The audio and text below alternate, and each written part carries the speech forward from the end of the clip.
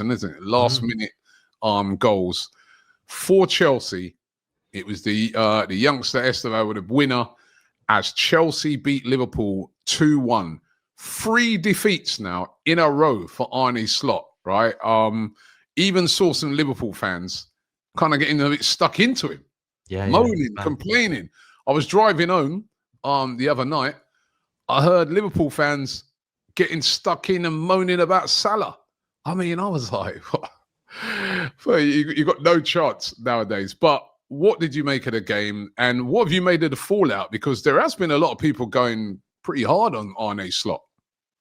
Yeah, I mean, I first and foremost, I thoroughly enjoyed the game. I thought there was a great intensity to it. I think we know Chelsea have got a really good midfield, and so have Liverpool. And I think that it was an intriguing game to watch. I thought Liverpool started off quite well, and then Caicedo just scored an absolute rocket, and it was a brilliant goal. Very equal game. Liverpool did have chances to get back into it, and obviously took that chance.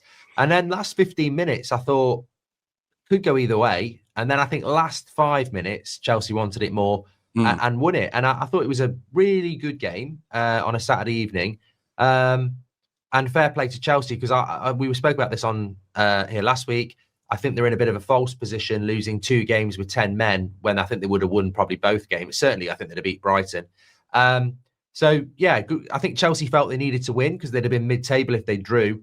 And Liverpool probably, again, a little bit naive at the back. I think Van Dijk should have closed down Caicedo, even though it was a great goal.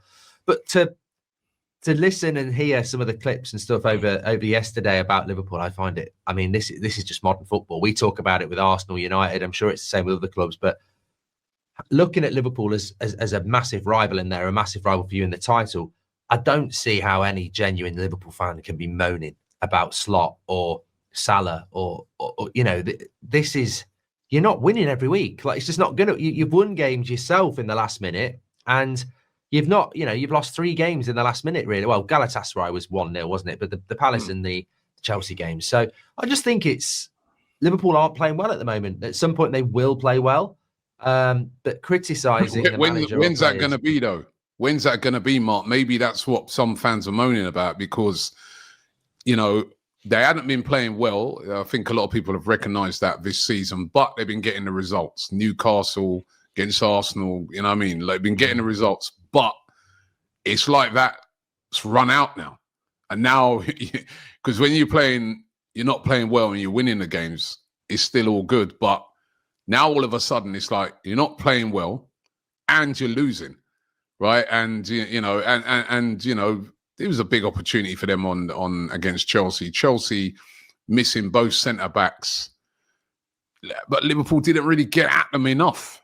No, I think it's. I think the thing with Liverpool is, and obviously we'll talk about Arsenal, and is that Arsenal have more stability than last season, because although they've made a lot of signings, they've still maintained their core of Gabriel, Saliba, Rice, Saka, Raya.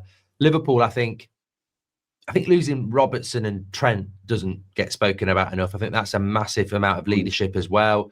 And then obviously the tragic loss of Jota. I think a player like that, it was a very, very good player, and Liverpool fans will agree with that.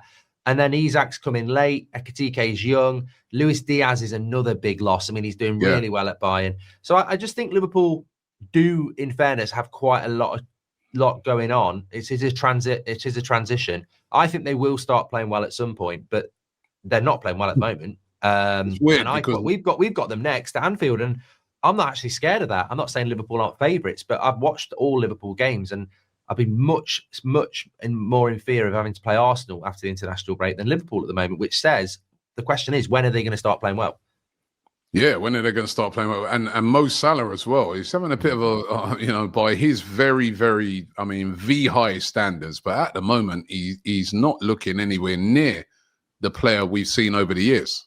He was poor on Sunday, wasteful as well. Like, there's lots of opportunities where, it's almost like watching Man United with Anthony or Rashford or Garnacho, where he cuts inside and he's not looking to pass, he's looking to shoot, almost trying to play his way out of form. I thought Cucurella did well against him. He will be back, but he doesn't look like at the moment that he's going to put the sort of numbers in that maybe he did last season. So there's always going to be a natural drop-off with him anyway. But Liverpool need, in a way, it's not the end of the world. Liverpool need to find a way to function without Salah anyway. So that's what I mean about the transition. Salah's not as good as he was.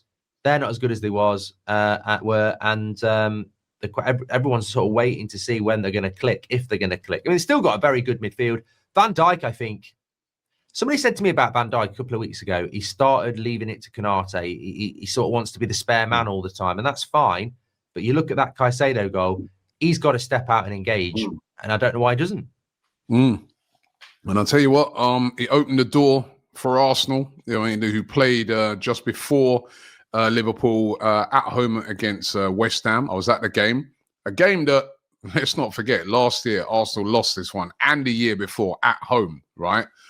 But I've got to say, Mark, it's the most comfortable game I've ever seen. The phrase, a team never laid a glove on you, that is this one.